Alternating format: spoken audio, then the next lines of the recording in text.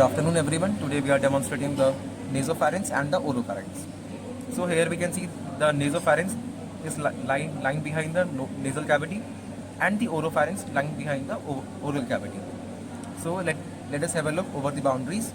So first of all, let us see this is the vestibular region and it continues over into the nasal cavity to the posterior nasal aperture that continues over to the nasopharynx, whose boundaries are made by the inferior. The roof is made by the inferior surface of the body of the sphenoid, and the floor is formed by the soft palate and the pharyngeal isthmus.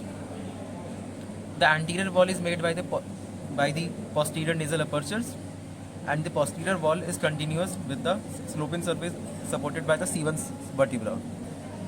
Now let us have a look at the contents of the nasopharynx. So we can see at the posterior wall, this is the pharyngeal tonsil, and anteriorly these are the elevated area. This is the tubal tonsil. Here we can see a slight a big orifice. This is the orifice of the pharyngotympanic tube or the auditory tube, also known as the eustachian tube. So now let us have a look at the oropharynx. The oropharynx provides a common path for the food in the air. Now let us see the roof. The roof is made by the soft palate and the pharyngeal isthmus.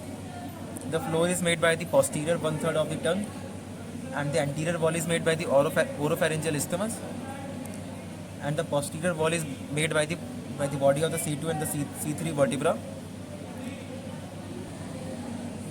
The anterior wall also holds the upper free margin of the epiglottis that covers the passage for the air during the engulfing of the food, and this is the oropharyngeal isthmus.